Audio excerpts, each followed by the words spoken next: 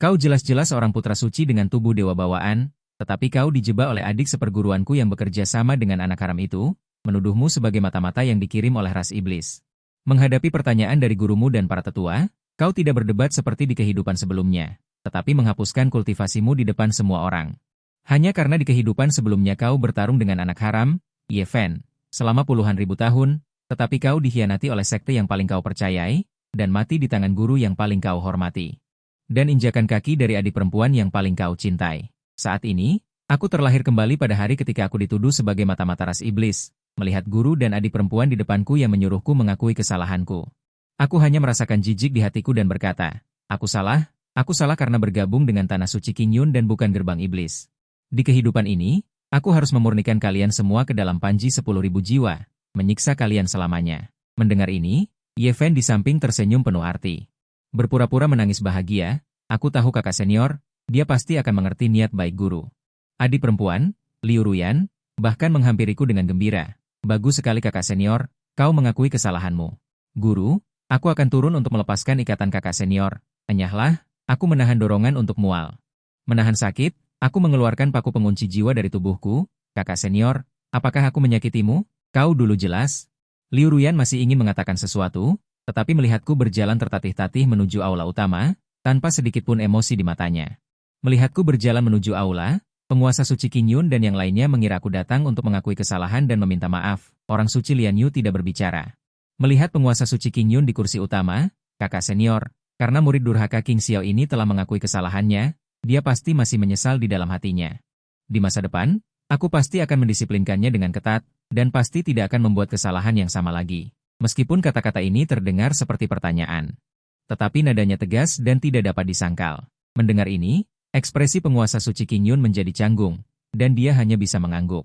Hanya karena orang terkuat di tanah suci saat ini bukanlah penguasa suci Qingyun, tetapi adik perempuannya, orang suci Lian Yu. Ditambah dengan gelar guru tubuh dewa, dia harus mundur. Penguasa suci Qingyun dengan canggung berkata, jika demikian, maka aku akan menyusahkan adik perempuan untuk merawatnya. King Xiao adalah tubuh suci yang langka selama puluhan ribu tahun. Adik King Xiao akhirnya membantunya membukanya. Mendengar kata King Xiao, langkah orang suci Lian Yu terhenti. Ada sedikit niat membunuh di matanya saat dia menatapku, tetapi dia menutupinya dengan sangat baik. Ini tidak akan menyusahkan kakak senior. Ruyan, ayo pergi. Ternyata aku awalnya bukan murid dari garis keturunan Lian Yu. Tetapi satu-satunya murid sejati dari pasangan tahunnya, orang suci King Xiao. Sebelum kematiannya, orang suci King Xiao mempercayakan aku, bersama dengan hak hidup dan mati, kepada orang suci Lian Yu. Berharap dia dapat membantuku membuka tubuh dewa. Akibatnya, aku tidak mengecewakan orang dan berhasil, tetapi orang suci Lian Yu tidak pernah sekalipun merasa senang dengan kelahiran tubuh dewa, tetapi sebaliknya, setelah itu, dia mulai menyiksa dirinya sendiri dengan gila-gilaan, memaksa dirinya untuk menyelesaikan tugas yang mustahil. Untungnya, aku telah menggigit bibirku dan bertahan sepanjang jalan, menjadi orang nomor satu di generasi muda tanah suci saat ini. Tetapi semakin seperti ini, Lian Yu semakin menyimpan dendam atas kematian King Xiao di dalam hatinya. Kakak senior, guru menyuruh kita pergi. Melihatku masih berdiri tak bergerak di depan tangga. Liu Ruyan tidak tahu mengapa Dewi tiba-tiba panik sejenak, seolah sesuatu yang besar terjadi. Pemimpin Qingyun juga mengerutkan kening di podium. Xiao Chen lalai. Apakah ada hal lain yang ingin kamu katakan? Aku mengabaikan suara orang banyak. Berdiri diam di depan tangga dan melihat ke arah puncak King Xiao.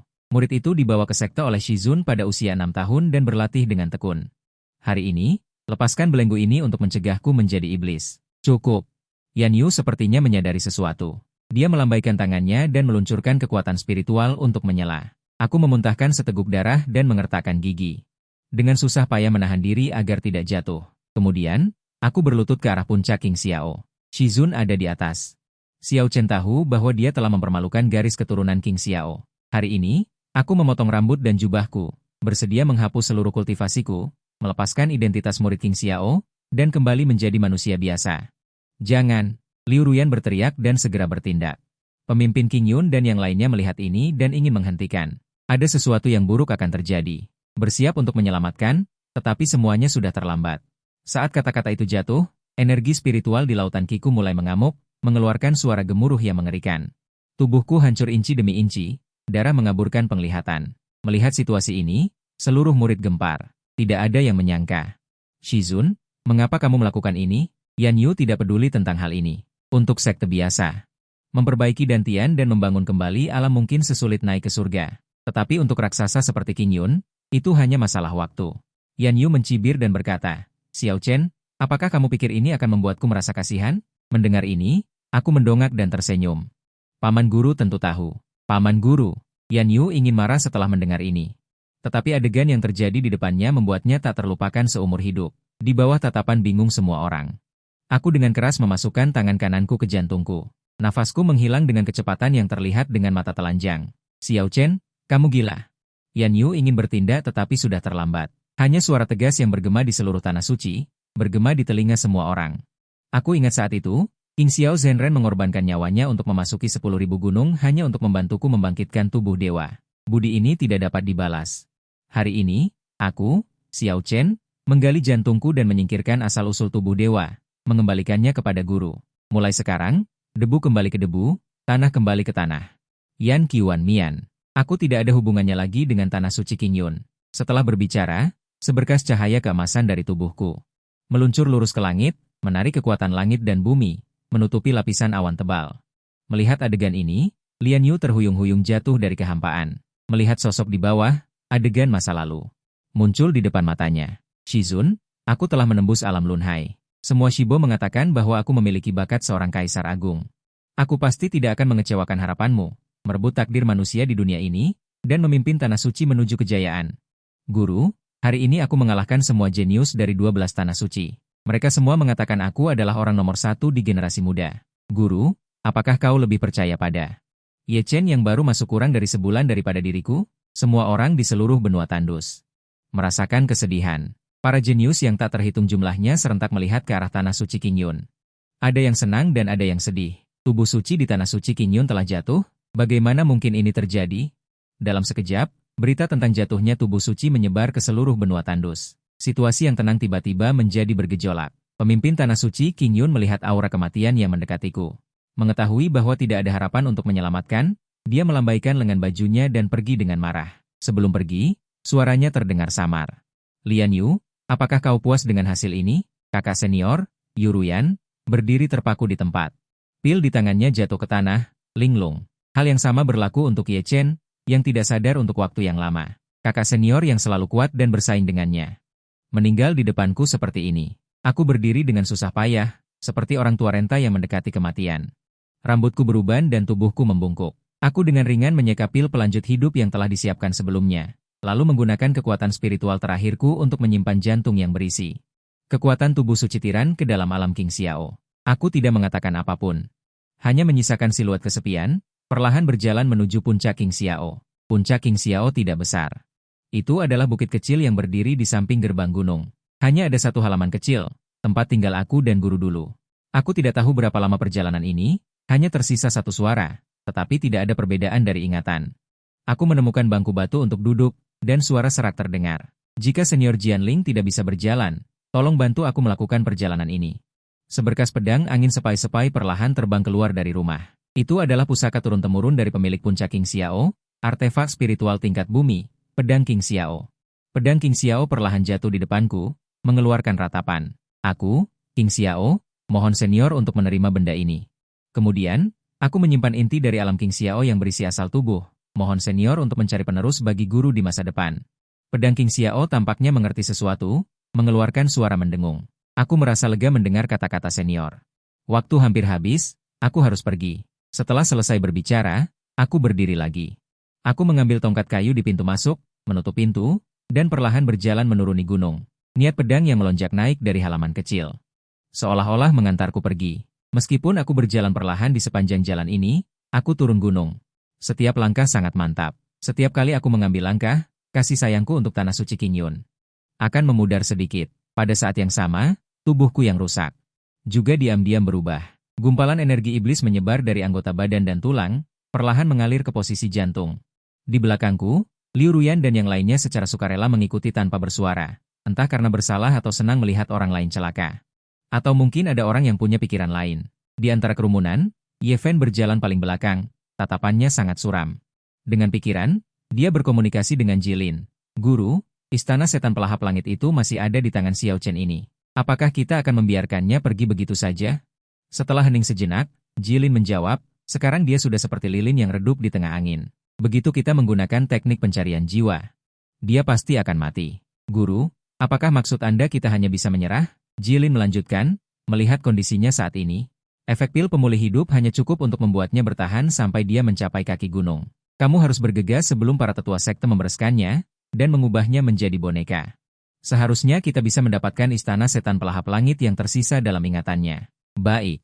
Setelah mengatakan itu, Ye Fen menatap Liu Ruyan. Shimei, aku akan meminta bantuan Shizun lagi. Dia pasti punya cara.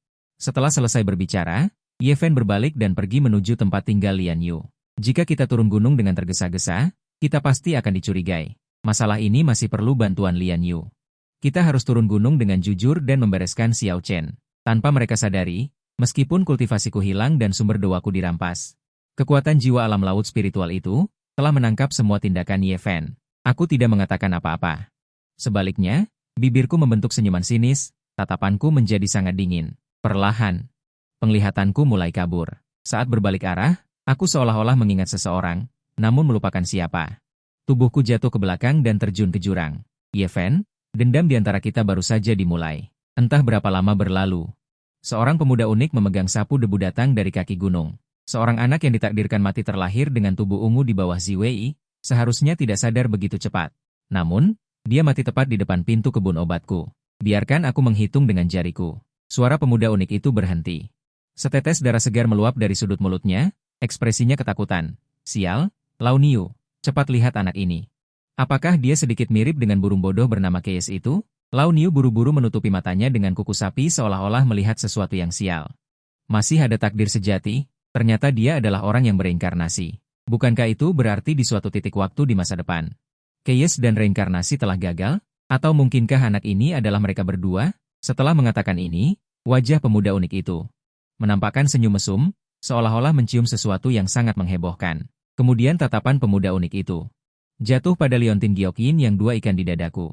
Dia menjentikan jarinya dan mengirimkan kekuatan spiritual padanya. Dalam sekejap, Liontin Gyok itu seperti hidup kembali. Perlahan menyatu ke dalam tubuhku dan menggantikan posisi jantung. Energi yin dan yang hitam dan putih terus mengalir, mulai memperbaiki luka di dalam tubuh. Dasar bocah, setidaknya kau adalah orang yang bereinkarnasi. Bahkan barang yang ditinggalkan orang tuamu pun tidak kau gunakan. Memalukan. Aku akan memberikan kebun obat ini kepadamu. Tunggu sampai aku keluar dari pengasingan di masa depan, aku akan perlahan mencarimu untuk meminta bunganya.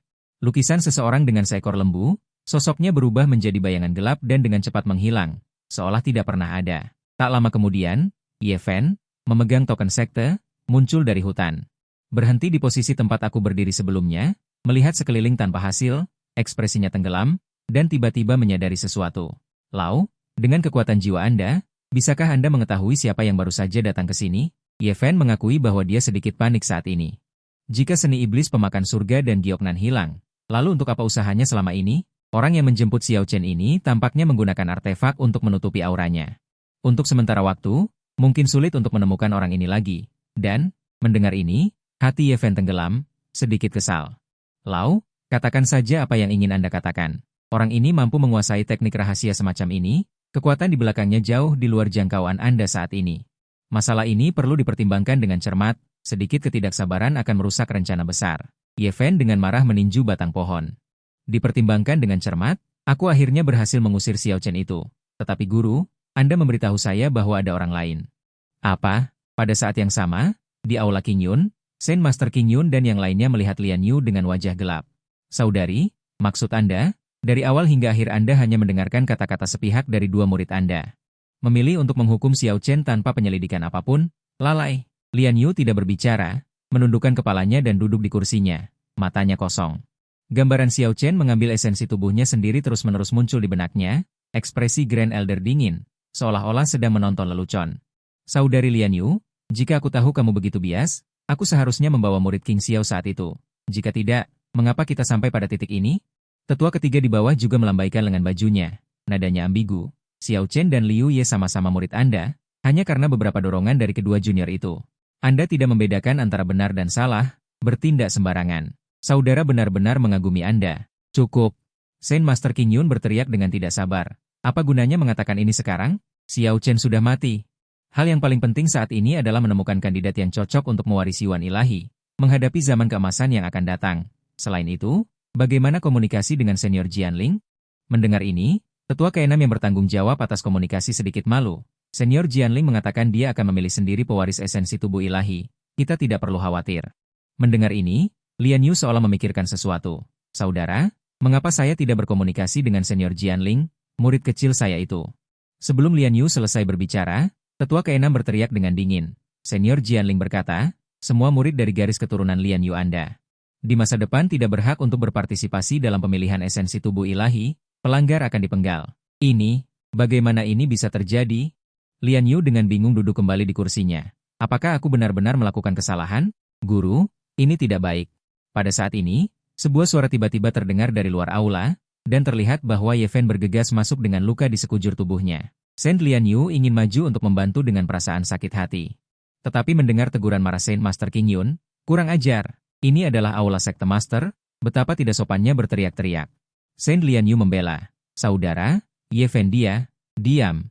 Kali ini, penguasa suci King Yun tidak menunjukkan wajah baik kepada Lian Yu. Biarkan dia yang tidak bisa mati datang dan menjelaskannya. Lian Yu merasa kata-kata ini agak familiar. Bukankah ini yang baru saja kukatakan pada Xiao Chen? Melihat guru tidak lagi berbicara, Ye Fen tahu bahwa trik pahitnya tidak berguna dan berlutut di tengah aula untuk melapor. Melapor kepada penguasa suci dan para tetua. Saat murid membawa kembali jenazah kakak senior, murid diserang oleh orang misterius. Kultivasi murid masih dangkal dan tidak dapat menandingi mereka. Ketika murid bangun, Ye Fen sudah terbang keluar. Ye Fen jatuh ke tanah dan memuntahkan seteguk darah. Kemudian, wajahnya penuh ketidakpercayaan. Penguasa suci yang lemah ini berani menyerangnya. Lian Yu yang mendengar gerakan itu sadar kembali dan bertanya dengan dingin. Kakak, apa maksudmu? Mungkinkah adik perempuan ingin mengatakan lagi? Murid-murid dari garis keturunan Lian Yu Mu tidak perlu aku ajar. Aku pikir Lian Yu masih ingin membalas, tetapi suara keras penguasa suci King Yun terdengar lagi. Adik perempuan, ingat, kau memiliki status sebelumnya karena tubuh Dewa Xiao Chen. Kakak-kakak memberimu muka. Mungkinkah kau benar-benar berpikir puncak orang suci agung tak terkalahkan? Kau harus ingat bahwa akulah penguasa suci King Yun ini. Aku akan melaporkan masalah ini kepada leluhur satu persatu. Jika kau tidak yakin, kau dapat membawa murid-murid dari garis keturunan Lian Yu. Ikutlah bersamamu untuk mencari tempat lain. Selidiki. Penguasa suci King Yun berteriak dengan marah, tidak memperhatikan Lian Yu yang linglung. Bagaimanapun caranya, kau harus menyelidikinya untukku. Tidak sampai 3 bulan lagi adalah hari King Yun Secret Land merekrut murid. Sama sekali tidak boleh membiarkan guru dan murid Xiao Chen berkeliaran di luar. Setelah tersebar, wajah King Yun Secret Land-ku akan benar-benar hilang dan menjadi bahan tertawaan dunia kultivasi. Ya, orang-orang tidak berani lalai dan segera bergerak, mencoba menemukan petunjuk. Tetapi hanya dalam waktu kurang dari sehari, berita tentang kematianku menyebar ke seluruh wilayah Desolate, menyebabkan kemarahan yang tak terhitung jumlahnya dari para kultivator. 3 hari kemudian, di dalam tanah suci iblis surgawi, King Hongchen melihat berita yang dikirim kembali dari wilayah Desolate di tangannya. Alisnya sedikit berkerut, dan pikirannya mengingat kembali sosokku yang menghancurkan dan menguasai di alam rahasia surga virtual. Seperti yang dikatakan neraka, ras manusia adalah ras yang paling ahli dalam saling membunuh. Sampaikan perintahku. Mulai hari ini, setiap murid dari klanku iblis yang dapat membunuh seorang murid King Yun akan diberi hadiah 100 batu spiritual. Semakin tinggi statusnya, semakin tinggi pula hadiahnya. Jika kau dapat membunuh wanita jalang Lian Yu itu, kau akan diberi hadiah artefak tingkat Raja Suci. Bunuh Ye Fen dan Liu Ruyan. Kau akan diberi hadiah artefak tingkat Orang Suci Agung. Selain itu, siapapun yang menemukan guru dan murid Xiao Chen dapat menerima artefak setengah tingkat bumi. Kata-kata ini juga berlaku untuk kultivator ras manusia. Pelayan di samping, Qiu Sui, dipenuhi amarah. Artefak setengah tingkat bumi. Seolah melihat keterkejutan di hati Qiu Sui, suara acuh tak acuh King Hongchen terdengar. Apakah hidupku, santai ini, tidak bernilai artefak setengah tingkat bumi? Mendengar ini, Qiu Sui tidak berani ragu. Bawahan ini akan segera mengaturnya. Setelah Qiu Sui pergi, King Hongchen datang keluar aula. Melihat matahari terbenam di langit, nadanya membawa sedikit emosi. Aku, King Hongchen, bukanlah orang yang membunuh keledai seperti King Yun Secret Land. Karena dunia tidak adil padamu, itu pas di mata. Aku tertegun sejenak, lalu sangat gembira. Ternyata aku benar-benar tidak mati. Setelah kegembiraan, aku menggunakan kekuatan jiwaku untuk memeriksa lukaku. Namun, aku terkejut menemukan bahwa liontin giok Yin Yang Qi menggantikan posisi jantung. Yin Yang Qi terus-menerus mengalir di dalam tubuh. Giok ini benar-benar memiliki rahasia besar. Tidak heran di kehidupan sebelumnya, Ye Fen sangat sedih dengan giok ini. Aku tidak menyangka benda ini bisa menyelamatkan hidupku di saat hidup dan mati. Di kehidupan sebelumnya, setelah mengalami hal ini, Aku tidak memilih untuk meninggalkan sekte. Tetapi aku terus berpikir untuk membuktikan diriku dengan tindakan, tetapi berulang kali jatuh ke dalam perangkap yang dibuat oleh Naye Fen, untuk membuat wanita tua dari Saintes Lian Yue bahagia. Pada akhirnya, aku tidak ragu untuk memberikan giok yang selalu bersamaku sejak kecil kepada Naye Fen. Sekarang aku memikirkannya, aku terlalu bodoh saat itu. Karena aku berani melakukan ini di kehidupan ini, tentu saja aku punya rencana cadangan. Sebelum mengambil esensi tubuh, aku secara khusus meninggalkan jejak jiwa di atasnya. Siapapun yang menyerap esensi tubuhnya akan dirampas jiwanya dan dilahirkan kembali melalui tubuh. Adapun targetnya, aku sudah memberitahu orang yang aku pilih di dalam hati ke Tanah Suci Qingyun. Aku hanya perlu menunggu waktu yang tepat, menarik kembali pikiranku. Aku berjuang keras untuk bangun dan memeriksa keadaan sekitarku. Omong-omong, tempat apa ini? Seketika, aku sepertinya menemukan sesuatu yang luar biasa. Ini adalah salah satu dari 4 akar spiritual bawaan legendaris, pohon Pantao. Pohon Pantao, pohon Bodhi kuno, pohon teh pencerahan, dan Tong Tianjianmu dihormati oleh para kultivator alam Tianchang sebagai 4 tanaman spiritual bawaan. Dulu guruku pernah berkata bahwa pohon Pantao terakhir kali muncul 100.000 tahun yang lalu. Seseorang pernah menyaksikan benda ini diculik oleh Kaisar Agung Panjang Umur. Jadi, dengan kata lain, mungkinkah tempat ini adalah kebun obat Kaisar Agung Panjang Umur? Kaisar Agung Panjang Umur, yang aku ingat adalah kaisar terpanjang umur dalam sejarah alam Tianchang. Memiliki tubuh abadi dan tidak bisa mati. Beberapa orang mengatakan dia adalah kaisar pertama di era ke-8, dan beberapa orang mengatakan dia adalah kaisar terakhir di era sebelumnya. Bukankah itu berarti semua ramuan spiritual di sini adalah ramuan bumi berusia 100.000 tahun? Dengan kebun obat seperti itu, bahkan seekor babi pun seharusnya mencapai alam tanah spiritual, kan? Aku tidak bisa menahan diri untuk tidak menghela nafas. Saat aku berpikir begitu, sebuah suara halus bergema di telingaku, analogi Anda sangat bagus. Aku menyukainya. Siapa itu? Aku mendengar suara itu dan dengan gugup melihat sekeliling. Akhirnya, mataku tertuju pada pohon Pantao di belakangku. Senior, apakah itu Anda? Kamu masih memiliki sedikit penglihatan. Pohon Pantao sedikit menggoyangkan daunnya. Sesosok tubuh melayang turun, mengenakan gaun panjang hijau, bertelanjang kaki putih bersih. Dimanapun dia berada, tanaman hijau subur. Aku menangkupkan tanganku dan berkata, Junior, Xiao Chen, berani bertanya bagaimana saya harus memanggil senior? Xiao Chen. Mendengar nama ini, Taozi teringat akan kenangan yang tidak begitu menyenangkan. Suara jawabannya menjadi sedikit dingin. Panggil saja aku kata Taozi. Saat dia mengatakan itu, sebuah persik pantau muncul di tangan Taozi dan memberikannya kepadaku. Jangan bilang kakak tidak menjagamu. Makan persik pantau ini. Lihatlah kultivasimu saat ini yang begitu lemah. Bagaimana kamu akan meneruskan garis keluarga Xiao di masa depan? Aku menerima persik pantau dan membungkuk dalam-dalam. Terima kasih, Kak Taozi. Kak Taozi melambaikan tangannya. Cepat makan. Baru kamu bisa memulihkan kultivasi dan mewarisi kebun obat ini.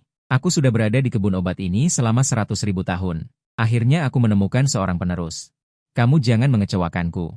Kak Taozi, apa yang kamu katakan tadi? Aku sudah mulai ragu apakah aku salah dengar. Taozi tidak berpikir apalagi yang bisa dia katakan selain membiarkanmu mewarisi kebun obat ini agar aku bisa keluar. Lihat prasasti batu itu. Sambil berbicara, Taozi merentangkan tangannya dan menunjuk ke prasasti batu di sampingnya. Ini adalah prasasti ujian warisan di sini. Jika kamu ingin mewarisi gelombang kaisar panjang umur, kamu hanya perlu menyelesaikan tugas ujian di prasasti warisan. Melihatnya, aku menekan kegembiraan di hatiku, Kak Taozi. Apakah jika aku menyelesaikan ujian warisan di sini, kamu bisa keluar? Lalu selama periode ini, bisakah aku meninggalkan alam rahasia ini dan keluar? Taozi mengangguk setuju. Taozi membuka telapak tangannya dan sebuah barang antik terbang keluar. Dengan tenang melayang di depanku. Ini adalah alam panjang umur. Jika kamu meninggalkan tempat ini di masa depan, kamu dapat menggunakan batu dewa untuk memasuki tempat ini melalui alam ini. Selesaikan ujian. Jika demikian, maka Xiao Chen pasti tidak akan mengecewakan Kak Taozi. Setelah mengatakan itu, aku tidak lagi ragu-ragu.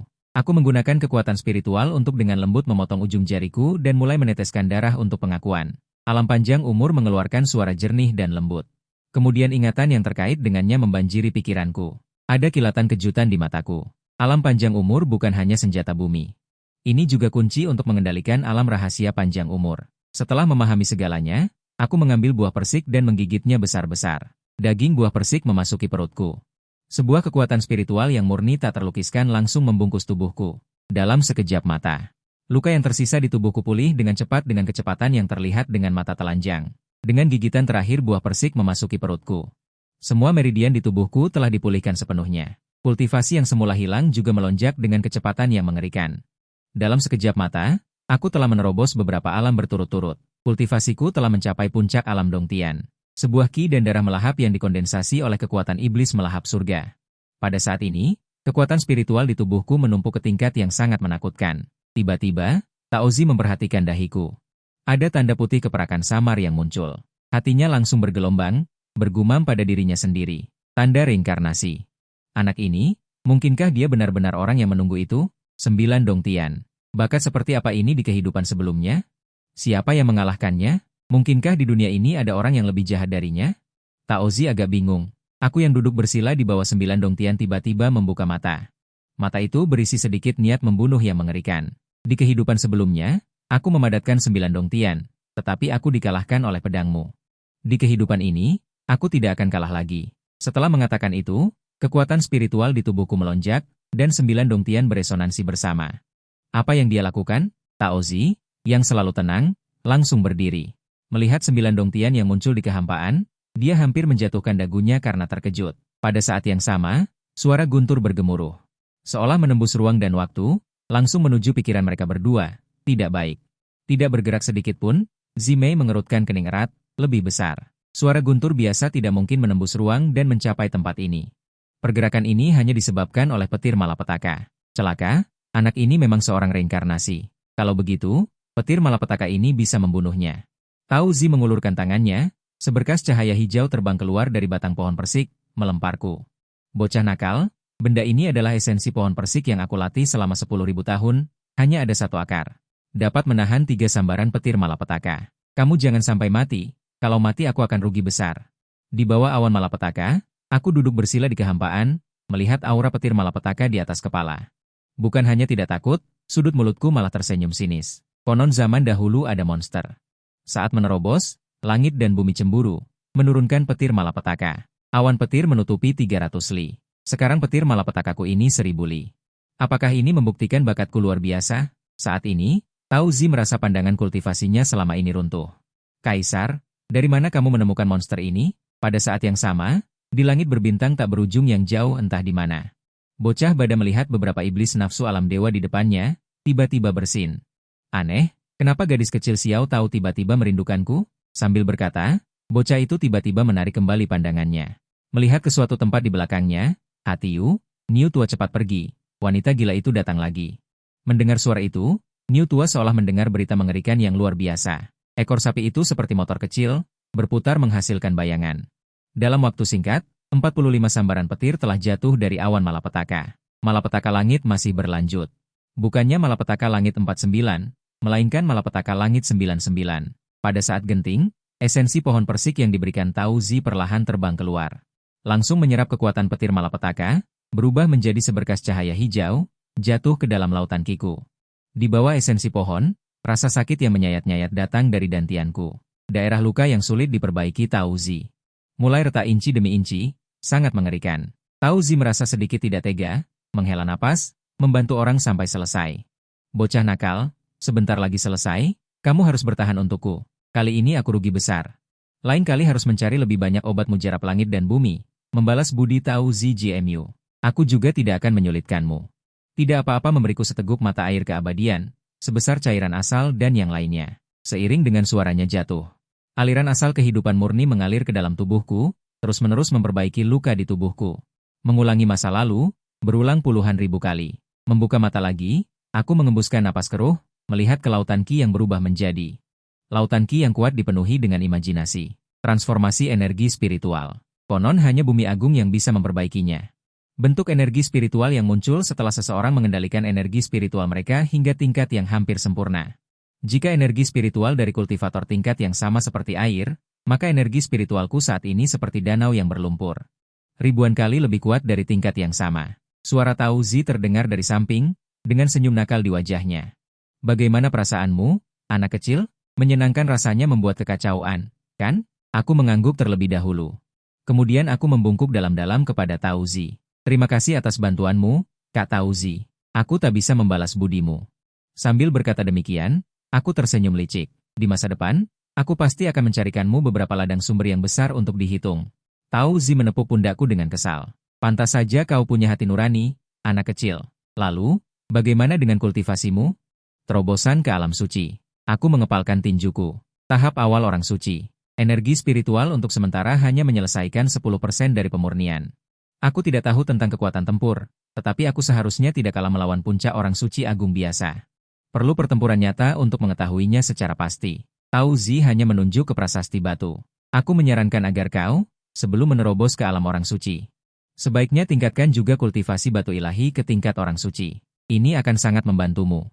Aku sangat setuju dengan kata-katanya dan mengangguk. Di kehidupan lampau, karena simpul di hatiku, kultivasi batu ilahiku selalu macet di alam kondensasi jiwa.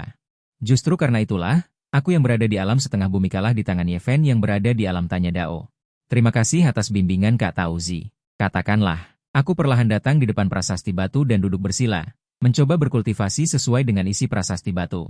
Di dalam Shanei, aku memungut rune emas. Permukaan laut batu beriak dengan lapisan pakaian emas. Bintang-bintang yang tak terhitung jumlahnya melayang dari kedalaman laut batu, berkumpul pada satu titik dan berubah menjadi bayi kecil. Ini adalah elang jiwa. Yang disebut elang jiwa adalah setelah kultivasi batu ilahi seorang kultivator menembus ke alam orang suci. Tubuh jiwa yang terkondensasi dari kekuatan jiwa dapat tumbuh seiring dengan pertumbuhan batu ilahi kultivator, sampai benar-benar sama dengan penampilan tubuh utama. Juga dapat memadatkan inkarnasi eksternal. Kekuatan tak terlihat menarik batu ilahiku dan membawanya kembali ke dunia luar. Ekspresi Tao Zi menunjukkan kekaguman, tetapi dengan cepat kembali normal. Selamat, anak kecil. Kau telah lulus putaran pertama penilaian kaisar. Aku lulus penilaian? Aku bertanya dengan bingung dan menunjuk ke prasasti batu. Mungkinkah putaran pertama warisan adalah memahami mata ilahi Wuzu? Tentu saja. Tao Zi dengan bangga menunjuk dirinya sendiri. Omong-omong, aku bisa dibilang kakak seniormu. Mulai sekarang, panggil saja aku kakak senior, adik junior. Setelah mengatakan itu, Tao Zi menunjuk ke sebuah gubuk kayu kecil di dekatnya. Di gubuk itu, Kaisar meninggalkan beberapa resep dan rencana pemurnian pil. Itu tidak terlalu berguna bagiku. Jika kamu tertarik, kamu bisa dengan serius dan teliti membacanya sekali. Aku tidak menolak dan berbalik ke arah buah persik. Berjalan menuju gubuk yang ditunjuk, membuka pintu gubuk yang sederhana, dan menarik kursi untuk duduk. Mengambil buku dari rak buku di atas kepala, dasar-dasar farmasi dan teori obat. Meskipun ada pengalaman kultivasi serupa dari kehidupan sebelumnya. Namun, sekarang hidup kembali sekali lagi. Dao di hatiku benar-benar memiliki beberapa pencerahan baru. Metode alkimia ini. Bagiku, ini adalah pengalaman yang benar-benar baru. Mungkin akan ada penemuan baru. Aku ingat di kehidupan sebelumnya. Selain 5 dasar yang kokoh, Yeven juga sangat ahli dalam Dao alkimia. Oleh karena itu, dia menarik banyak kekuatan. Namun, alasan mengapa Yeven bisa mencapai prestasi seperti itu di jalur alkimia adalah karena hubungannya dengan jiwa sisa Yaozun. Klan Yao adalah kekuatan Dao alkimia nomor 1 di Zhongzhou, dan Yaozun itu adalah putra dari kepala klan sebelumnya. Jika bukan karena perubahan besar yang dialami klan Yao ribuan tahun lalu. Mungkin sekarang dia sudah menjadi seorang kaisar alkimia. Baru saja aku menyimpulkan bahwa aku mendeteksi bahwa dari dunia luar, jarak antara hari kematianku dan hari ini tidak lebih dari 5 hari. Jarak ke kompetisi besar masih ada lebih dari 2 bulan. Karena itu, mari kita siapkan hadiah besar untuk mereka. Setelah mengatakan itu, aku membuka buku dasar-dasar farmasi dan teori obat di tanganku dan membacanya dengan cermat. Rencana di benakku perlahan-lahan terbentang. Waktu berlalu dengan cepat, setengah bulan telah berlalu. Aku duduk bersila di atas futon, melakukan 2 hal sekaligus. Satu tangan mengendalikan api pil, satu tangan mengendalikan ramuan spiritual ke dalam tungku. Api pil di dalam tungku menyala dengan kuat dan mengeluarkan suara mendesis. Tao Zi melihat pil pengisi roh 3 garis di tanganku, tanpa ekspresi kesedihan atau kegembiraan di wajahnya, tetapi hatinya sangat terkejut. Anak ini benar-benar monster. Baru bersentuhan dengan alkimia kurang dari setengah bulan, dia sudah bisa membuat pil tingkat 6. Dan memiliki 3 garis pil benar-benar menakutkan. Jika dia terus berkembang, menjadi kaisar pil generasi hanyalah masalah waktu. Aku melihat ke arah tungku pil dan bergumam. Aku sudah berada di sini selama 22 hari penuh. Aku ingat di kehidupan sebelumnya, sebelum upacara penerimaan murid Qing Yun dimulai. Di perbatasan antara 10.000 gunung besar dan dinasti Dayan, sebuah alam rahasia kuno pernah dibuka. Dan dinasti Dayan itu adalah tempat keluarga Ye berada. Aku pikir dia pasti tidak akan melewatkan kesempatan bagus ini. Panji pemurnian jiwa adalah benda yang bagus. Lebih baik berikan hadiah ini padanya. Apa yang lebih membahagiakan daripada reuni keluarga? Tao Zi sangat setuju dengan tindakanku. Karena selama periode waktu ini, dia juga mendengarkanku menceritakan apa yang terjadi baru-baru ini. Panji pemurnian jiwa. Dia tiba-tiba teringat sesuatu dan mencari-cari di cincin itu. Akhirnya menemukan panji hitam yang tampak berdebu. Shidi kecil, bukankah kamu menginginkan panji pemurnian jiwa? Tao Zi memberiku panji hitam di tangannya. Sepertinya ini adalah sesuatu yang diletakkan kaisar di sini sejak lama. Aku tampak bingung, guru memberikannya kepada Shiji. Tao Zi mengingat kata-kata yang diucapkan Kaisar Changsheng kepadanya saat memberikannya. Dia berkata bahwa dia pernah berlumuran darah, tetapi sekarang dia ingin menjadi orang baik. Tidak heran. Aku melihat panji pemurnian jiwa di tanganku dan tidak merasakan sedikit pun kebencian. Ini jelas merupakan membebaskan jiwa-jiwa yang telah dikumpulkan. Apakah guru memberkati mereka? Memberkati. Tao Zi menggelengkan kepala dan tersenyum riang. Tahukah kamu apa yang paling sering dikatakan Kaisar Agung saat menghadapi musuh? Cabut sampai ke akar-akarnya. Mendengar ini, penelitianku sementara tentang panji pemurnian jiwa, Maozi secara bertahap menjadi lebih ringan. Aku mengerti. 2 hari kemudian, di Menara Zuisian di Dinasti Dayan, aku sudah mengubah penampilanku dan duduk di meja makan di lantai 2. Suara percakapan para tamu terus terdengar di telingaku. Apakah kalian mendengar bahwa beberapa hari yang lalu, penyihir iblis tanpa belas kasihan memburu ratusan murid Qing Yun? Untuk persembahan Xiao Chen? Tentu saja aku sudah mendengarnya. Tapi saat ini, Tanah Suci Qing Yun sendiri tidak punya waktu untuk mengurus dirinya sendiri. Tidakkah kamu melihat bahwa keluarga Ye telah menyusut di bawah formasi pertahanan tingkat orang suci agung? Tidak berani keluar? Mendengar ini, gerakanku berhenti, menarik kembali kesadaranku dan menuangkan secangkir teh untuk diriku sendiri. Aku tidak menyangka dalam waktu sebulan yang singkat ini, hal-hal konyol seperti itu akan terjadi. Gadis suci dari ras iblis, King Hongchen. Tidak sia-sia aku menyelamatkannya di alam rahasia. Setelah masalah ini selesai, mengapa tidak pergi ke tanah suci iblis surgawi untuk menjadi seorang tetua? King Hongchen, di kehidupan sebelumnya, aku tidak terlalu banyak berinteraksi dengannya. Sama seperti Ye Fen. Setiap kali saat kritis, selalu ada seseorang yang membantu. Dan orang di sisiku adalah gadis suci dari ras iblis ini, King Hongchen. Oleh karena itu, di kehidupan sebelumnya, aku sering sibuk bolak-balik antara membalas dendam pada Ye Fen dan membalas budi King Hongchen. Saat ini, suara kereta yang ribut tiba-tiba terdengar di luar, menyebabkan kerumunan menjadi gelisah. Bukankah itu Tuan Muda Ye dari keluarga Ye, Ye Tian? Beraninya dia keluar saat ini? Dia benar-benar tidak takut mati. Biarkan saja dia. Dia memiliki seorang kakak laki-laki yang merupakan murid pribadi dari seorang tetua suci di Tanah Suci Qing Yun. Mungkin dia memiliki semacam harta karun. Di sudut mulutku yang tersembunyi di bawah bayangan melengkung membentuk senyuman. Benar-benar bukan musuh yang tidak bertemu. Aku belum mencarimu, tetapi kamu berinisiatif untuk datang sendiri. Kebetulan panji pemurnian jiwaku masih kekurangan beberapa jiwa yang dirugikan. Jie. Di luar Menara Zuisian, Ye Tian belum turun dari kereta. Penjaga toko segera menyambutnya. Seorang wanita duduk di sana dengan wajah tertutup kerudung, mengamati ekspresi di balik kerudung dengan cermat. Tidak ada sedikit pun fluktuasi. Alan, bantu aku turun dari kereta. Ya. Seorang pelayan wanita yang menunggu di sisi kereta, Alan segera menyambutnya, mendorong Ye Tian ke samping dan mengangkat tirai kereta. Nona, mari kita pergi ke sini. Keduanya langsung melewati sisi Ye Tian. Berjalan menuju Menara Zuisian. Senyum di wajah Ye Tian membeku karena tatapan semua orang. Kepala pelayan keluarga Ye berjalan maju. Menatap punggung kedua orang itu. Tuan muda, haruskah kita langsung? Ye Tian menampar bagian belakang kepala Suguan Jia, berteriak dengan marah karena kecewa. Bunuh dia. Kalau begitu usahaku akan sia-sia? Ye Tian melirik pinggang Zixier dengan sudut matanya, menunjukkan sedikit keserakahan di matanya. Kemudian dia melihat ke arah pemilik Menara Zuisian di belakangnya, langsung mengeluarkan sekantong makanan ringan dan memasukkannya ke tangannya. Pemilik toko menimbang berat makanan ringan di tangannya. Memahami dalam hati, Tuan Muda Ye, jangan khawatir, saya pasti akan menyelesaikannya dengan baik. Adegan munafik ini secara alami dilihat oleh pelayan Alan. Dia melihat ke arah nonanya. Nona, bukankah Anda selalu membenci Etian ini? Mengapa Anda masih ingin bekerja sama dengannya? Mendengar ini, Zixier menghela nafas tak berdaya dalam hatinya. Aku juga tidak mau, tetapi sekarang keluarga Ye dari dinasti Dayan mendominasi. Bahkan keluarga kerajaan harus bertindak sesuai dengan suasana hati mereka. Karena aku datang ke sini untuk mengelola cabang, apa gunanya membencinya? Zixier menggigit bibir merahnya karena pemandangan ini, dan matanya dipenuhi lapisan kabut air tipis. Alan terdiam. Dalam hati diam-diam merasa tidak adil untuk tuannya, tetapi tidak tahu bahwa obrolan yang dianggap tersembunyi oleh tuan dan pelayan terdengar jelas olehku di sudut. Namun, detik berikutnya, Liontin Giok Inyang di dadaku memberikan respons yang sudah lama tidak terjadi.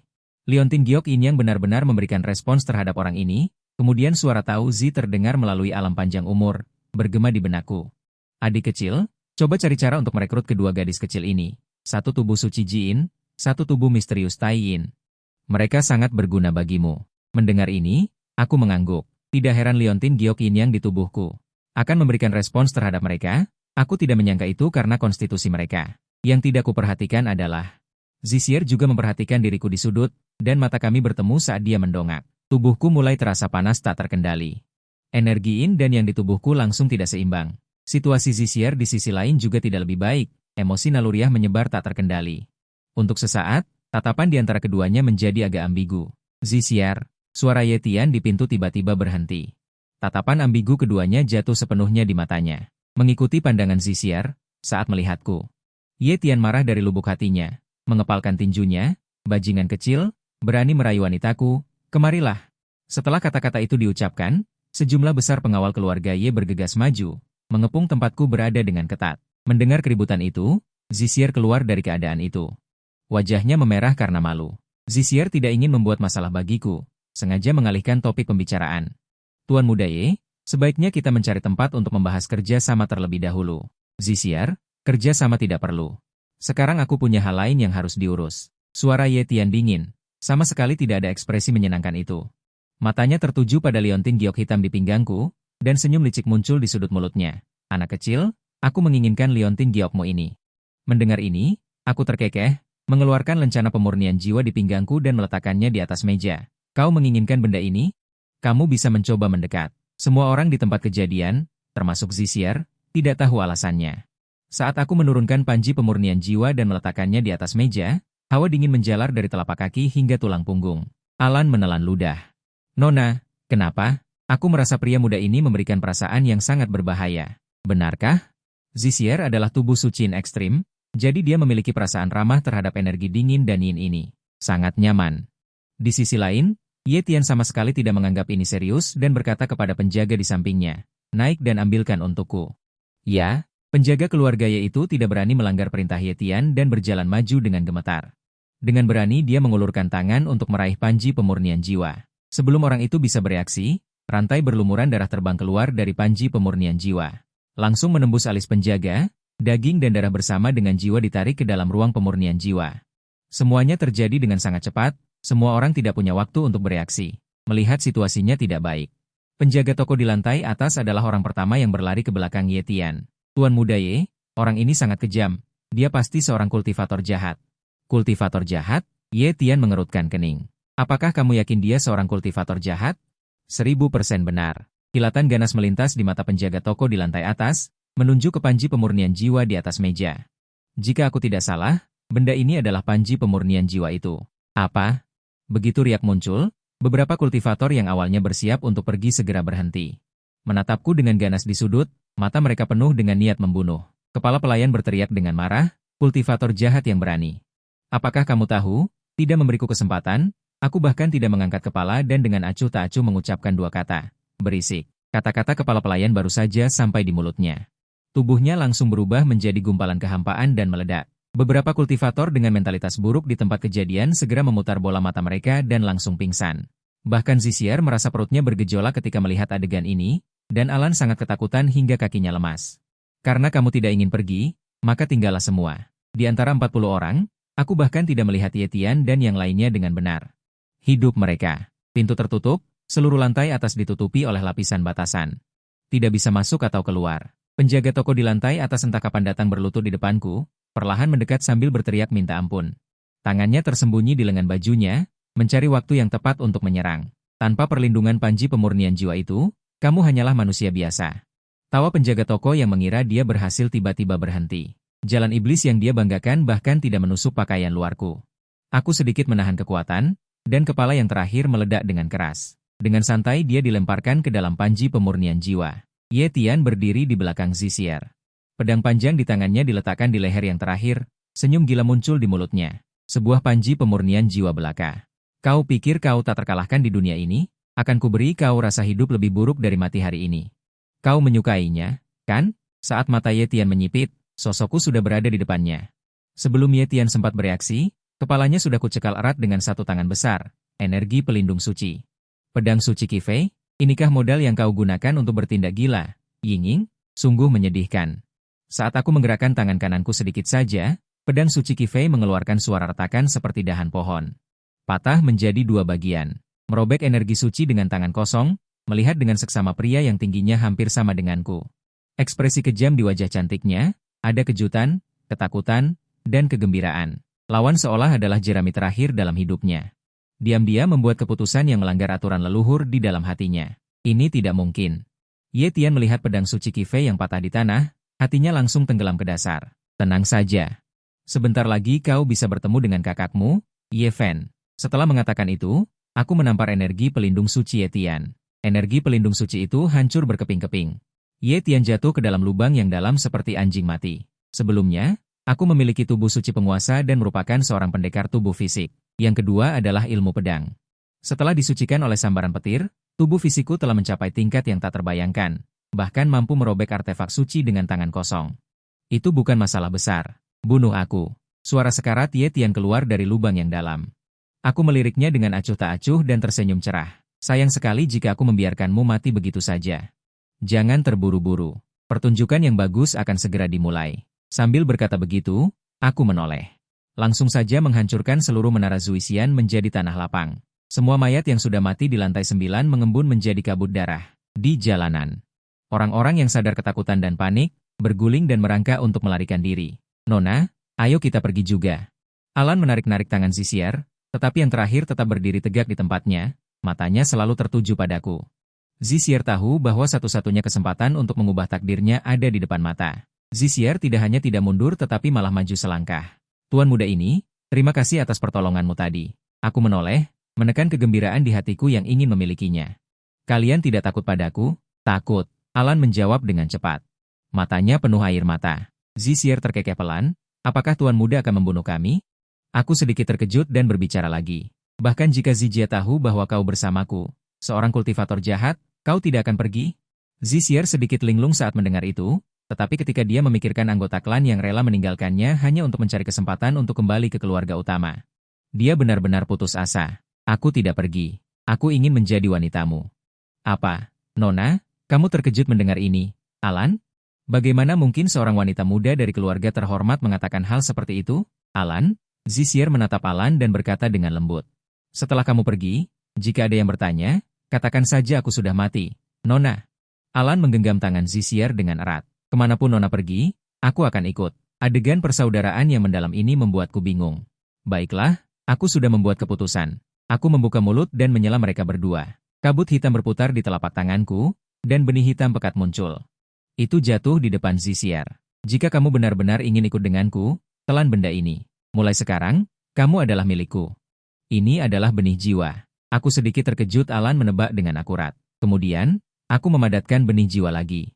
Itu terbang di depannya. Karena kamu tahu ini adalah benih jiwa, maka aku tidak akan banyak bicara lagi. Kalian punya waktu untuk mempertimbangkan. Benih jiwa adalah sarana bagi ras iblis, atau kultivator iblis, untuk memperbudak kultivator. Setelah ditelan, benih jiwa akan menyatu ke dalam jiwa kultivator. Hidup dan mati hanya dalam pikiran sang perapal mantra. Nona, apakah kita benar-benar harus? Alan sedikit khawatir setelah mendengarnya, tetapi Zisier sudah mengambil benih jiwa dan menghirupnya ke dalam tubuhnya. Mendengar ini, Zisier mengerti dan memberi hormat. Tuan, selama Anda memberi perintah, saya bisa segera memobilisasi kekuatan kamar dagang untuk melawan keluarga Ye. Tidak perlu. Aku untuk sementara tidak ingin identitas antara kamu dan aku terungkap. Aku dengan santai melemparkan 2 batu memori bayangan. Kamu masih memiliki hal lain yang harus dilakukan. Serahkan tempat ini padaku. Ini adalah dendam antara aku dan mereka. Kalian berdua hanya perlu membantuku merekamnya. Pelayan patuh. Alan, ayo pergi. Zisier tidak banyak bertanya, mengerti dalam hati, dan meraih Alan untuk melarikan diri ke kejauhan. Begitu mereka berdua pergi, sekelompok besar penjaga keluarga Ye bergegas keluar dari jalan yang jauh. Beberapa sosok bergegas dari kejauhan. Aura mereka semua berada di alam laut roda. Bendera pemurnian jiwa artefak iblis bergoyang di seluruh tubuh mereka dan menghilang ke laut awan. Rantai pengunci jiwa yang tak terhitung jumlahnya ditembakkan, memenjarakan kehampaan dalam radius 10 li. Sutra suci berwarna darah terukir di kehampaan. Tidak ada jalan untuk melarikan diri. Aku mengangkat mata dingin dan menyapu jari-jariku di antara kerumunan. Siapa di antara kalian yang ingin mati duluan? Bendera pemurnian jiwa? Jadi kamu adalah kultivator jahat. Melihat pemandangan neraka di depan mereka, ekspresi semua kultivator yang datang menjadi suram. Mereka awalnya hanya berpikir untuk menjalin hubungan baik dengan keluarga Ye, tetapi mereka tidak menyangka orang yang disinggung pihak lain ternyata adalah seorang kultivator jahat. Ye Long berdiri di paling depan keluarga Ye, menatapku dengan tatapan tajam, matanya memerah. Senior, meskipun aku tidak tahu mengapa aku berselisih denganmu, aku harap kamu tidak membuat keputusan yang akan kamu sesali. Menyesal. Aku mencibir. Rantai penarik jiwa langsung menembus bahu Ye Tian. Hanya mengandalkan keluarga Ye Anda di tanah suci Qingyun. Sebagai putra murid utama, itu masih belum cukup. Rekan Taoisie tidak punya kesabaran untuk berdebat dengan iblis dan ajaran sesat ini. Kami langsung menghadiahi. Suaraku dipotong oleh suara yang kuat. Mencari keuntungan yang tidak pantas. Orang yang berbicara adalah seorang lelaki tua berambut putih dengan jubah putih. Di belakangnya, mengikuti beberapa pria dan wanita muda berjubah kultivasi. Zixin Er mengirimkan transmisi suara dari kejauhan. Tuan, orang ini adalah dekan Akademi Zulu dari dinasti Dayan. Wang Bo, kultivasinya seharusnya berada di puncak alam Lunhai. Mendengar transmisi suara Zixin Er, aku menatap Wang Bo. Orang tua itu ingin menyelamatkan orang? Anda dipersilakan untuk mencoba. Berhenti bersikap sombong. Wang Bo tidak berani menahan diri. Energi Hauran Zheng meledak secara terbuka. Sebuah proyeksi raksasa muncul di belakangnya, terus-menerus menarik energi spiritual dari langit dan bumi. Niat pedang yang saleh dan mengagumkan melayaninya sebagai pusat. Noda darah menghilang dalam sekejap saat menyentuh cahaya Hauran. Tidak heran dia adalah dekan. Cahaya Hauran ini setidaknya telah mencapai tingkat transformasi. Beberapa murid Akademi Zulu yang melihat pemandangan ini tidak bisa tidak merasa kagum. Wajah mereka penuh dengan kekaguman. Namun, hanya Wang Bo yang tahu bahwa setelah menggunakan jurus ini, dia akan berada di ujung tanduknya. Rasa manis dan amis melonjak di tenggorokannya. Dia menggertakkan giginya dan berteriak, "Rekan Taoisie, cepat bertindak." Baik. Ye Long tidak berani menahan diri. Telapak tangannya berputar dan dia mempersembahkan senjata suci yang biasa dilihat. Dekan Wang, Anda dan saya akan bertindak bersama. Singkirkan semua iblis. Niat pedang Hauran mengembun menjadi bilah raksasa, menghadap langsung ke atas kepalaku. Aku hanya melihat telapak tangan kananku terangkat sedikit. Niat pedang Hauran berhenti 3 inci di atas kepalaku, sulit untuk turun bahkan sedikit pun. Bagaimana ini mungkin? Ye Long mengabaikan keterkejutan Wang Bo, pergi dan mati. Suara menembus udara menembus seluruh medan perang. Ini tidak mungkin. Ye Long tidak percaya pada layar yang terjadi di depannya. Pihak lain hanya menggunakan satu jari untuk memblokir niat pedang Hauran yang dilepaskan sepenuhnya oleh dekan Wang. Dan senjata sucinya, yang biasa dilihat, ditangkap dengan kuat di tangan seseorang. Kenapa? Sudah berakhir? Tatapan bercandaku bertemu dengan mereka berdua. Kedua tanganku mengerahkan sedikit kekuatan, teknik melahap iblis diaktifkan.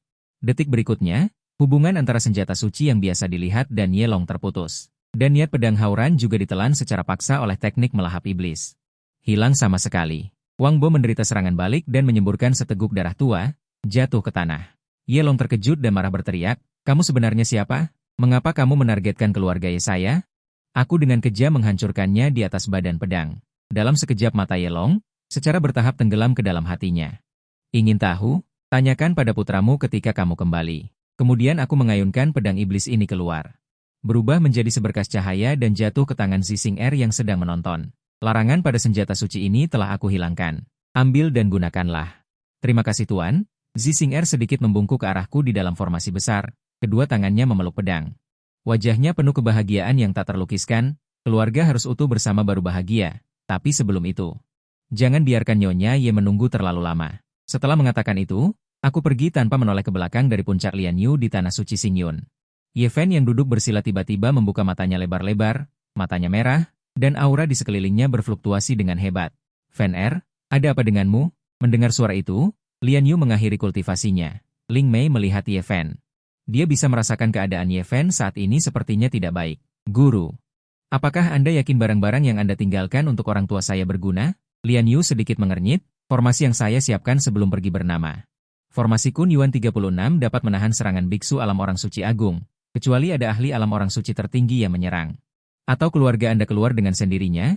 Jika tidak, akan sulit untuk menyakiti keluarga Ye Anda." "Fen Er, mengapa kamu tiba-tiba bertanya seperti ini?"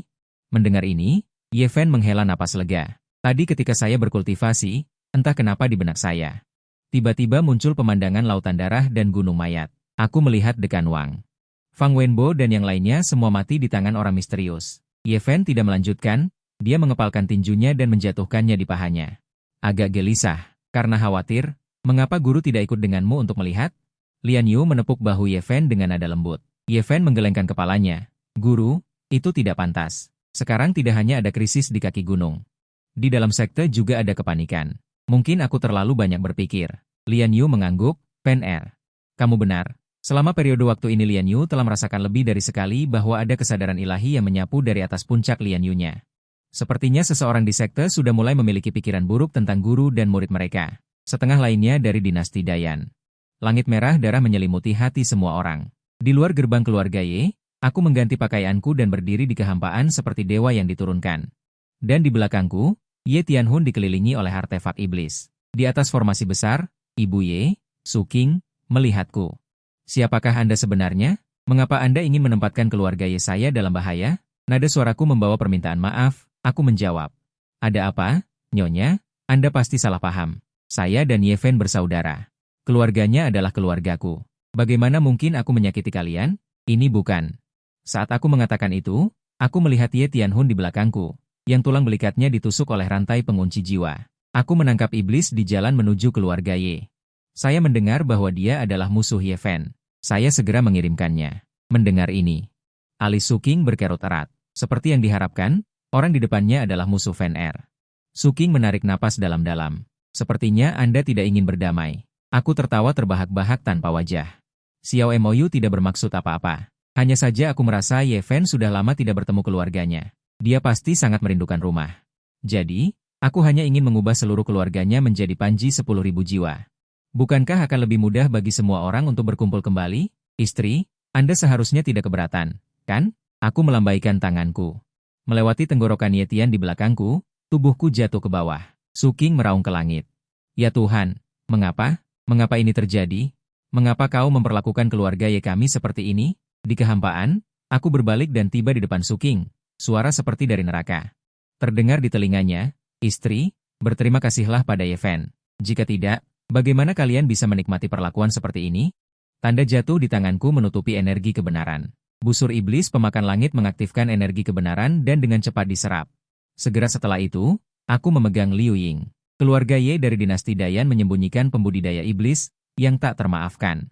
Saya berharap semua kekuatan akan menghukum kejahatan dan mempromosikan kebaikan, dan mengikuti saya untuk menghancurkan iblis. Segera setelah kata-kata ini diucapkan, seseorang segera berdiri. Keluarga kerajaan Dayan kami bersedia membantumu menghancurkan iblis. Waktu kembali ke satu batang dupa yang lalu. Di bawah istana kerajaan Dayan, Kaisar duduk tinggi di kursi naga. Aula itu penuh sesak, dan wajah semua orang dipenuhi dengan kepanikan. Melaporkan kepada Kaisar bahwa putri ketujuh ingin bertemu. Kaisar Wen yang melirik para abdi dalam di bawah, lalu melambaikan tangannya dan berkata, umumkan. Yang berbicara adalah sosok berpakaian merah yang membungkuk dan berjalan perlahan. Putri ketujuh, Xia Lingyuan, dikenal sebagai bintang kebijaksanaan, kantong 100 harta karun, telah membantu dinasti Dayan memperluas wilayahnya selama bertahun-tahun dan memiliki prestasi militer yang luar biasa. Xia Lingyuan memandang Kaisar di kursi naga dan berkata, Ayah, putri saya juga memiliki rencana yang baik. Kaisar Wen yang sangat gembira. Kerutan di alisnya juga mereda. Katakan padaku, bagaimana dinasti Dayan kita harus menanggapi kali ini? Menyerah. Xia Lingyuan berhenti dan mengatakan pikirannya. Tujuan orang ini sejak awal sangat sederhana. Membalas dendam pada keluarga Ye. Sekarang dia menyamar sebagai seorang kultivator jalan lurus dan turun ke keluarga Ye. Sebagian besar tindakannya adalah untuk memberi contoh. Apa yang dia rencanakan adalah pembenaran. Jika itu masalahnya, maka dinasti Dayan kita sebaiknya melakukan bantuan. Bantu dia menciptakan momentum dan menstabilkan posisinya. Dengan cara ini, tidak perlu khawatir. Sejak Ye Fen memenangkan kejuaraan dalam kompetisi dinasti. Setelah dibawa pergi oleh orang suci Lian Yue dari Tanah Suci Qingyun, status keluarga Ye meningkat, terutama beberapa waktu yang lalu. Adegan Ye Fen kembali dan menyerahkan secara terbuka artefak tingkat suci kepada keluarga Ye masih segar dalam ingatan semua orang. Sebelum pergi, dia juga menyatakan bahwa dia berniat menikahi putri ketujuh. Nada bicaranya bukanlah pertanyaan, tetapi pemberitahuan. Ini membuat Kaisar Xia merasakan dendam yang baru. Kaisar Xia tertawa terbahak-bahak di atas sayap naga, lalu berdiri. Karma. Keluarga Ye ini akhirnya menyinggung seseorang yang seharusnya tidak mereka singgung. Rencana ayahanda ini benar-benar luar biasa. Putra mahkota Xia Yuan di samping juga ikut berdiri. Selama kita membantu menutupi kebenaran, bahkan jika Tanah Suci Qingyun mengejar kita di kemudian hari, kita masih punya alasan. Turun-temurun, turun-temurun. Para abdi dalam memberi selamat satu sama lain. Segera setelah itu, suaraku bergema di telinga semua orang. Seperti yang diperkirakan Xia Lingyuan, tindakan pihak lain ini benar-benar untuk membunuh dan menghancurkan hati. Lingyuan segera menyarankan. Ayahanda, mohon segera ingat, begitu keluarga kerajaanku tertinggal, tidak akan ada seorang pun di ibu kota yang berani membangkang. Lebih baik menyatukan suara agar tidak terjadi hal yang mencurigakan di kemudian hari. Mendengar ini, Kaisar Xia tidak berpikir panjang. Segera mengerahkan kekuatan spiritual di dalam tubuhnya. Suara yang membawa aura raja bergema di seluruh ibu kota. Keluarga kerajaan Xia Agung, kami bersedia membantumu. Menyapu iblis jahat. Saat bunga ini jatuh, para pemimpin berbagai kekuatan di ibu kota secara nominal bergegas menyatakan diri, takut terlambat akan dituntut di kemudian hari. Pada saat yang sama, Xia Lingyuan berlutut dengan sungguh-sungguh. Ayahanda, putra bersedia memimpin pasukan untuk menyapu iblis jahat. Meskipun Kaisar Xia tidak tahu maksudnya, dia tidak enak untuk membongkar panggung. Pandangannya tertuju pada lelaki tua di sisi kanan. Guru negara, mohon repot-repot untuk melakukan perjalanan. Hamba menerima perintah. Guru negara Huang Huan berjalan ke depan Xia Lingyuan. Yang mulia, mohon berpegangan erat. Terima kasih, Guru. Nona, Tuan benar-benar terlalu hebat. Di lantai atas, Alan mendengarkan suara pembelotan yang bergema di seluruh ibu kota. Wajah kecilnya penuh kekaguman. Alan juga ingin menjadi seorang kultivator yang cerdas seperti Tuan di masa depan. Suaraku terdengar. Lupakan saja tentang ini. Melihat kedatanganku, Zisinger adalah yang pertama bereaksi, membungkuk sedikit memberi hormat. Alan juga berinisiatif memindahkan kursi ke depan. Tuan, Anda telah bekerja keras. Aku mengangkat cangkir teh yang diminum Zisinger dan meminumnya sampai habis. Mengangkat tangan dan memadatkan sebuah gambar di kehampaan. Gambar itu persisnya adegan pengepungan keluarga Ye oleh berbagai kekuatan yang dipimpin oleh keluarga kerajaan. Keluarga Ye yang lancang berani berkolusi dengan klan iblis, jadi mereka pantas mati 10.000 kali. Arai dua orang suci yang menjadi kebanggaan keluarga Ye telah dihancurkan oleh kekuatan gabungan dari berbagai kekuatan. Mayat berserakan di halaman, pemandangan yang mengerikan. Yang memimpin adalah guru negara Xuanming dari dinasti Dayan. Melihat Su Qing yang telah berubah menjadi iblis di bawah, ekspresinya dingin tanpa belas kasihan sedikit pun. Su Qing memeluk Ye Tian dan berlutut di tanah. Matanya sudah kehilangan cahaya. Menuduh tanpa bukti adalah mudah. Hanya karma. Silakan bunuh atau potong sesuka hati. Berbagai kekuatan saling bertukar pandang dan melihat ke arah guru negara Dayan. Iblis pantas mati. Tanpa basa-basi lagi, Su Qing ditusuk jantungnya dengan pedang dan napasnya langsung layu. Rantai pencabut jiwa menembak keluar dari panji 10.000 jiwa. Langsung menggulung keduanya dan menyeret mereka ke ruang pemurnian jiwa. Raungan hantu yang penuh dendam di dalamnya. Semua orang yang hadir tidak bisa menahan tawa. Terima kasih atas bantuan semua orang hari ini, selain formasi pedang suci ini. Sebagai balasannya, aset keluarga Ye ini bisa kalian bagi sendiri. Setelah kata-kata itu diucapkan, formasi pedang suci berubah menjadi seberkas cahaya. Terbang keluar dari reruntuhan keluarga Ye, terbang menuju paviliun tempatku berada. Batu transmisi suara di pelukan Zixin Er. Tiba-tiba suara Xia Lingyuan terdengar. Kakak Xin Er, bisakah kau membiarkanku secara bertahap menyingkirkan putra suci itu? Transmisi suara mendadak itu membuat Zixin Er sedikit linglung, dan buru-buru menjelaskan, Tuan, bukan aku yang memberitahunya. Aku tahu. Aku tidak menyalahkan King King. Menarik, biarkan dia menemuiku. Di luar ruang VIP paviliun terdengar ketukan pintu yang tenang.